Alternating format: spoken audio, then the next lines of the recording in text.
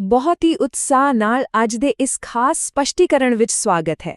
ਅੱਜ ਇੱਕ ਬਹੁਤ ਹੀ ਡੂੰਘੇ ਅਤੇ ਖਾਸ ਸੰਦੇਸ਼ ਦਾ ਵਿਸ਼ਲੇਸ਼ਣ ਕੀਤਾ ਜਾ ਰਿਹਾ ਹੈ। ਅਸਲ ਵਿੱਚ ਇਹ ਸਰੋਤ ਸਮੱਗਰੀ ਇੱਕ ਅਜਿਹੇ ਖਾਸ ਦਿਨ ਦਿੱਤੇ ਗਏ ਉਪਦੇਸ਼ ਤੇ ਆਧਾਰਿਤ ਹੈ ਜੋ ਬਿਲਕੁਲ ਨਵੀਂ ਸ਼ੁਰੂਆਤ ਨੂੰ ਦਰਸਾਉਂਦਾ ਹੈ। ਆਗਿਆਕਾਰੀ ਦਾ ਸਫ਼ਰ ਸੱਚਮੁੱਚ ਬਹੁਤ ਅਹਿਮ ਹੁੰਦਾ ਹੈ। ਅੱਜ ਇਹ ਸਮਝਣ ਦੀ ਕੋਸ਼ਿਸ਼ ਕੀਤੀ ਜਾਵੇਗੀ ਕਿ ਇੱਕ ਵਿਸ਼ਵਾਸੀ ਦੇ ਜੀਵਨ ਵਿੱਚ ਨਵੇਂ ਹੁਕਮਾਂ ਦਾ ਅਸਲੀ ਮਤਲਬ ਕੀ ਹੈ ਅਤੇ ਇਹ ਹੁਕਮ ਕਿਵੇਂ ਇੱਕ ਸਹੀ ਮਾਰਗਦਰਸ਼ਨ ਕਰਦੇ ਹਨ। ਚਲੋ ਸ਼ੁਰੂ ਕਰਦੇ ਹਾਂ।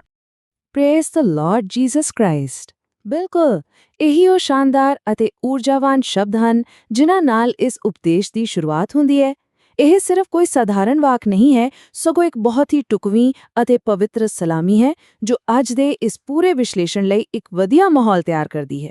ਇਹ ਸ਼ਬਦ ਸਿੱਧੇ ਤੌਰ ਤੇ ਸਾਡਾ ਧਿਆਨ ਕੇਂਦਰਿਤ ਕਰਦੇ ਹਨ ਕਿ ਅਸਲ ਮਹਿਮਾ ਕਿਸ ਦੀ ਹੋਣੀ ਚਾਹੀਦੀ ਹੈ। ਠੀਕ ਹੈ, ਆਓ ਇਸ ਵਿੱਚ ਡੂੰਘਾਈ ਨਾਲ ਜਾਈਏ। ਇੱਥੇ 5 ਮੁੱਖ ਥੰਮ ਹਨ ਜੋ ਇਸ ਸਫ਼ਰ ਨੂੰ ਬਹੁਤ ਹੀ ਢਾਂਚਾਗਤ ਸਪਸ਼ਟਤਾ ਦਿੰਦੇ ਹਨ। ਪਹਿਲਾ, ਪਿਆਰ ਵਿੱਚ ਜੜੇ ਹੋਏ ਹੁਕਮ। ਦੂਜਾ, ਪਵਿੱਤਰ ਆਤਮਾ ਦਾ ਆਦਰ ਕਰਨਾ। ਤੀਜਾ, ਰੱਬ ਦੇ ਘਰ ਵਿੱਚ ਸਹੀ ਵਿਵਹਾਰ। ਚੌਥਾ, ਕਲੀਸਿਆ ਦੀ ਅਗਵਾਈ ਦੇ ਅਧੀਨ ਹੋਣਾ। ਅਤੇ ਪੰਜਵਾਂ, ਵਿਸ਼ਵਾਸ ਦੁਆਰਾ ਚੱਲਣਾ। ਬਸ ਇਹਨਾਂ 5 ਨੁਕਤਿਆਂ ਰਾਹੀਂ ਹੀ ਪੂਰੇ ਸੰਦੇਸ਼ ਦਾ ਸਾਰ ਸਮਝਿਆ ਜਾਵੇਗਾ। ਸਭ ਤੋਂ ਪਹਿਲਾਂ ਭਾਗ ਪਹਿਲਾ, ਪਿਆਰ ਵਿੱਚ ਜੜੇ ਹੋਏ ਹੁਕਮ। ਇੱਥੇ ਇਹ ਸਮਝਣਾ ਜ਼ਰੂਰੀ ਹੈ ਕਿ ਕੋਈ ਵੀ ਬੁਨਿਆਦੀ ਧਾਰਮਿਕ ਸਿੱਖਿਆ ਬਾਹਰੀ ਕੰਮਾਂ ਤੋਂ ਪਹਿਲਾਂ ਹਮੇਸ਼ਾ ਅੰਦਰੂਨੀ ਸੋਚ ਤੋਂ ਸ਼ੁਰੂ ਹੋਣੀ ਚਾਹੀਦੀ ਹੈ। ਅਤੇ ਬਹੁਤ ਹੀ ਸ਼ਾਨਦਾਰ ਢੰਗ ਨਾਲ ਦਰਸਾਉਂਦਾ ਹੈ ਕਿ ਮਨੁੱਖੀ ਨਜ਼ਰੀਆ ਅਤੇ ਬਾਈਬਲ ਦਾ ਨਜ਼ਰੀਆ ਆਪਸ ਵਿੱਚ ਕਿੰਨੇ ਵੱਖਰੇ ਹਨ। ਦੁਨਿਆਵੀ ਸੋਚ ਅਕਸਰ ਨਿਯਮਾਂ ਨੂੰ ਇੱਕ ਵੱਡਾ ਬੋਝ ਜਾਂ ਪਾਬੰਦੀ ਮੰਨਦੀ ਹੈ ਨਾ। ਆਮ ਤੌਰ ਤੇ ਸ਼ਿਕਾਇਤਾਂ ਹੁੰਦੀਆਂ ਹਨ ਕਿ ਇਹ ਨਾ ਕਰੋ, ਉਹ ਨਾ ਕਰੋ, ਪਰ ਬਾਈਬਲ ਦਾ ਨਜ਼ਰੀਆ ਖਾਸ ਕਰਕੇ ਪਹਿਲਾ ਯੋਹੰਨਾ 5:3 ਦੇ ਅਨੁਸਾਰ ਬਿਲਕੁਲ ਸਪਸ਼ਟ ਕਰਦਾ ਹੈ ਕਿ ਪਰਮਾਤਮਾ ਦੇ ਹੁਕਮਾਂ ਨੂੰ ਮੰਨਣਾ ਅਸਲ ਵਿੱਚ ਡੂੰਘੇ ਪਿਆਰ ਦਾ ਪ੍ਰਗਟਾਵਾ ਹੈ। ਸੱਚ ਮੰਨੋ, ਜੇਕਰ ਦਿਲ ਵਿੱਚ ਸੱਚਾ ਪਿਆਰ ਹੋਵੇ ਤਾਂ ਇਹ ਹੁਕਮ ਕਦੇ ਵੀ ਬੋਝ ਨਹੀਂ ਲੱਗਦੇ। ਸਰੋਤ ਵਿੱਚੋਂ ਨਿਕਲਣ ਵਾਲਾ ਇਹ ਨੁਕਤਾ ਵੀ ਬਹੁਤ ਅਹਿਮ ਹੈ। ਸਿਰਫ ਸ਼ਬਦਾਂ ਨਾਲ ਇਹ ਕਹਿਣਾ ਕਿ ਯਿਸੂ ਨਾਲ ਪਿਆਰ ਹੈ ਪਰ ਹੁਕਮਾਂ ਦੀ ਪਾਲਣਾ ਨਾ ਕਰਨਾ, ਇਹ ਤਾਂ ਇੱਕ ਬਹੁਤ ਵੱਡਾ ਵਿਰੋਧਾਭਾਸ ਹੈ। ਸਿਰਫ ਮੂੰਹੋਂ ਮੈਂ ਪਿਆਰ ਕਰਦਾ ਹਾਂ ਕਹਿ ਦੇਣਾ ਕਦੇ ਕਾਫੀ ਨਹੀਂ ਹੁੰਦਾ। ਸੱਚੀ ਸ਼ਰਧਾ ਅਤੇ ਸੱਚਾ ਵਿਸ਼ਵਾਸ ਹਮੇਸ਼ਾ ਸਾਡੇ ਕੰਮਾਂ ਵਿੱਚ ਦਿਖਾਈ ਦੇਣਾ ਚਾਹੀਦਾ ਹੈ। ਕਰਮ ਅਤੇ ਵਿਸ਼ਵਾਸ ਦਾ ਆਪਸ ਵਿੱਚ ਪੂਰਾ ਮੇਲ ਹੋਣਾ ਬਿਲਕੁਲ ਲਾਜ਼ਮੀ ਹੈ। ਹੁਣ ਅੱਗੇ ਵਧਦੇ ਹਾਂ ਭਾਗ ਦੂਜਾ ਵੱਲ, ਪਵਿੱਤਰ ਆਤਮਾ ਦਾ ਆਦਰ ਕਰਨਾ। ਪਰਮਾਤਮਾ ਲਈ ਨਿੱਜੀ ਪਿਆਰ ਤੋਂ ਬਾਅਦ ਹੁਣ ਗੱਲ ਆਉਂਦੀ ਹੈ ਪਵਿੱਤਰ ਆਤਮਾ ਦੇ ਨਾਲ ਉਸ ਅਣਡਿੱਠੇ ਅਧਿਆਤਮਿਕ ਰਿਸ਼ਤੇ ਦੀ। ਤਾਂ ਇੱਥੇ ਸਭ ਤੋਂ ਅਹਿਮ ਨੁਕਤਾ ਇਹ ਹੈ ਕਿ ਸਾਨੂੰ ਅਫਸੀਆਂ, ਰਸੂਲਾਂ ਦੇ ਕਰਤੱਵ ਅਤੇ ਇਬਰਾਨੀਆਂ ਦੀਆਂ ਕਿਤਾਬਾਂ ਵਿੱਚੋਂ 3 ਬਹੁਤ ਹੀ ਸਪਸ਼ਟ ਹਿਦਾਇਤਾਂ ਮਿਲਦੀਆਂ ਹਨ। ਪਹਿਲੀ, ਪਵਿੱਤਰ ਆਤਮਾ ਨੂੰ ਉਦਾਸ ਨਾ ਕਰੋ। ਦੂਜੀ, ਉਸ ਨਾਲ ਝੂਠ ਨਾ ਬੋਲੋ ਜਾਂ ਕਪਟ ਨਾ ਕਰੋ। ਅਤੇ ਤੀਜੀ, ਹਰ ਰੋਜ਼ ਉਸ ਦੀ ਆਵਾਜ਼ ਸੁਣੋ। ਇਹ ਤਿੰਨੇ ਨਿਰਦੇਸ਼ ਮਿਲ ਕੇ ਇੱਕ ਬਹੁਤ ਹੀ ਮਜ਼ਬੂਤ ਅਧਿਆਤਮਿਕ ਨੀਂਹ ਰੱਖਦੇ ਹਨ। ਇਹ ਸੱਚਮੁੱਚ ਬਹੁਤ ਜ਼ਰੂਰੀ ਹੈ।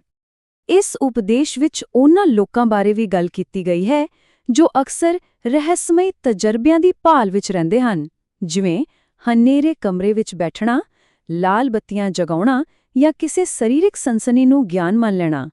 ਇੱਥੇ ਬੜੇ ਸਪਸ਼ਟ ਰੂਪ ਵਿੱਚ ਦੱਸਿਆ ਗਿਆ ਹੈ ਕਿ ਸੱਚਾ ਗਿਆਨ ਉੱਪਰੋਂ ਯਾਨੀ ਪਰਮਾਤਮਾ ਵੱਲੋਂ ਆਉਂਦਾ ਹੈ। ਪਵਿੱਤਰ ਆਤਮਾ ਹਮੇਸ਼ਾ ਇੱਕ ਸ਼ਾਂਤ ਅਤੇ ਸੁਣਨ ਵਾਲੇ ਦਿਲ ਨਾਲ ਗੱਲ ਕਰਦਾ ਹੈ, ਨਾ ਕਿ ਅਜਿਹੇ ਦੁਨਿਆਵੀ ਦਿਖਾਵਿਆਂ ਰਾਹੀਂ। ਭਾਗ ਤੀਜਾ, ਰੱਬ ਦੇ ਘਰ ਵਿੱਚ ਵਿਵਹਾਰ। ਇੱਥੇ ਧਿਆਨ ਸਮੂਹਿਕ ਜੀਵਨ ਵੱਲ ਤਬਦੀਲ ਹੁੰਦਾ ਹੈ, ਜਿੱਥੇ ਇਹ ਦੇਖਣਾ ਹੈ ਕਿ ਜਦੋਂ ਸਾਰੇ ਵਿਸ਼ਵਾਸੀ ਇਕੱਠੇ ਹੁੰਦੇ ਹਨ ਤਾਂ ਅੰਦਰੂਨੀ ਵਿਸ਼ਵਾਸ ਬਾਹਰੀ ਵਿਵਹਾਰ ਵਿੱਚ ਕਿਵੇਂ ਬਦਲਣਾ ਚਾਹੀਦਾ ਹੈ।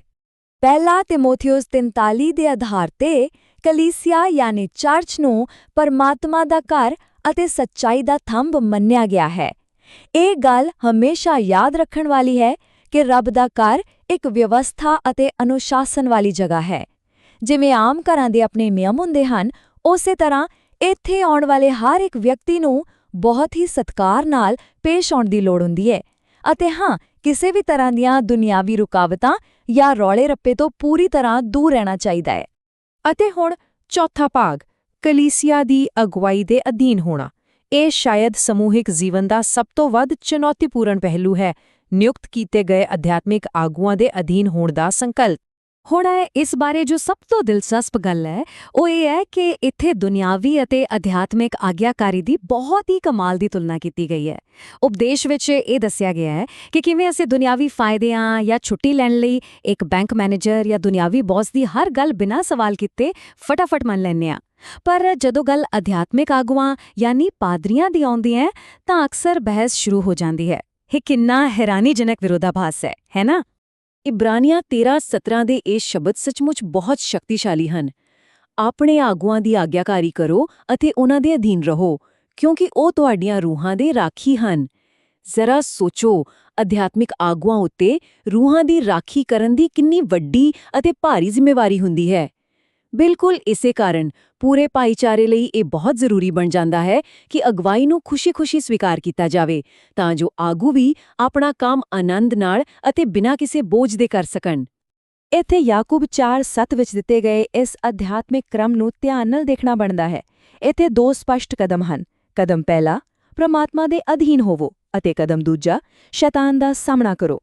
ਅਸਲ ਗੱਲ ਇਹ ਹੈ ਕਿ ਬੁਰਾਈ ਦਾ ਸੱਚਾ ਵਿਰੋਧ ਕਦੇ ਵੀ ਉਦੋਂ ਤੱਕ ਨਹੀਂ ਕੀਤਾ ਜਾ ਸਕਦਾ ਜਦੋਂ ਤੱਕ ਪਹਿਲਾਂ ਨਿਮਰਤਾ ਨਹੀਂ ਅਪਣਾਈ ਜਾਂਦੀ ਅਤੇ ਪ੍ਰਮਾਤਮਾ ਦੀ ਬਣਾਈ ਵਿਵਸਥਾ ਦੇ ਅਧੀਨ ਨਹੀਂ ਹੋਇਆ ਜਾਂਦਾ। ਅਧੀਨਤਾ ਹੀ ਅਸਲ ਵਿੱਚ ਉਹ ਤਾਕਤ ਦਿੰਦੀ ਹੈ ਜੋ ਬੁਰਾਈ ਦਾ ਸਾਹਮਣਾ ਕਰਨ ਦੇ ਕਾਬਲ ਬਣਾਉਂਦੀ ਹੈ।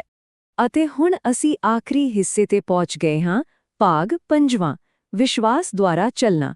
ਇਹ ਉਹ ਵਿਆਪਕ ਮਾਨਸਿਕਤਾ ਹੈ ਜੋ ਆਗਿਆਕਾਰੀ ਦੇ ਇਸ ਪੂਰੇ ਸਫ਼ਰ ਨੂੰ ਸਹੀ ਦਿਸ਼ਾ ਵਿੱਚ ਬਣਾਈ ਰੱਖਣ ਲਈ ਬਿਲਕੁਲ ਲਾਜ਼ਮੀ ਹੈ। ਇੱਥੇ ਇੱਕ ਬਹੁਤ ਹੀ ਡੂੰਘੀ ਚੇਤਾਵਨੀ ਦਿੱਤੀ ਗਈ ਹੈ।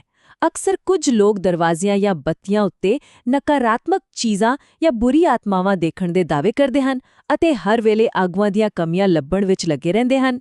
ਇਸ ਉਪਦੇਸ਼ ਵਿੱਚ ਅਜਿਹੀ ਸੋਚ ਤੋਂ ਬਚਣ ਦੀ ਸਲਾਹ ਦਿੱਤੀ ਗਈ ਹੈ। ਦੂਜਿਆਂ ਨੂੰ ਪਰਖਣ ਜਾਂ ਨਕਾਰਾਤਮਕਤਾ ਵਿੱਚ ਉਲਝਣ ਦੀ ਬਜਾਏ ਸਾਰਾ ਧਿਆਨ ਨਿੱਜੀ ਅਧਿਆਤਮਿਕ ਵਿਕਾਸ ਉੱਤੇ ਹੋਣਾ ਚਾਹੀਦਾ ਹੈ। ਸੱਚੇ ਵਿਕਾਸ ਲਈ ਨਜ਼ਰ ਹਮੇਸ਼ਾ ਆਪਣੇ ਅੰਦਰ ਵੱਲ ਹੋਣੀ ਚਾਹੀਦੀ ਹੈ, ਬਾਹਰ ਨਹੀਂ। ਤਾਂ ਇਸ ਪੂਰੇ ਵਿਸ਼ਲੇਸ਼ਣ ਦੇ ਅੰਤ ਵਿੱਚ 2 ਕੋਰਿੰਥੀਆਂ 5:7 ਤੋਂ ਪ੍ਰੇਰਿਤ ਇੱਕ ਬਹੁਤ ਹੀ ਅਹਿਮ ਸਵਾਲ ਪਿੱਛੇ ਰਹਿ ਜਾਂਦਾ ਹੈ ਕਿ ਵਿਸ਼ਵਾਸੀ ਨਜ਼ਰ ਨਾਲ ਚੱਲ ਰਹੇ ਹਨ ਜਾਂ ਵਿਸ਼ਵਾਸ ਨਾਲ।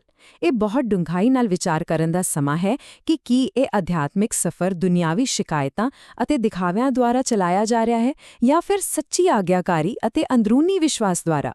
ਇਸ ਸਵਾਲ ਦਾ ਜਵਾਬ ਸ਼ਾਇਦ ਸਾਰੀ ਸੋਚ ਬਦਲ ਸਕਦਾ ਹੈ। ਅੱਜ ਦੇ ਸਮਸ਼ਟੀਕਰਨ ਵਿੱਚ ਸਿੱਖਣ ਲਈ ਬਹੁਤ ਕੁਝ ਸੀ ਜੋ ਭਵਿੱਖ ਦੇ ਸਫ਼ਰ ਨੂੰ ਇੱਕ ਨਵੀਂ ਦਿਸ਼ਾ ਦੇ ਸਕਦਾ ਹੈ।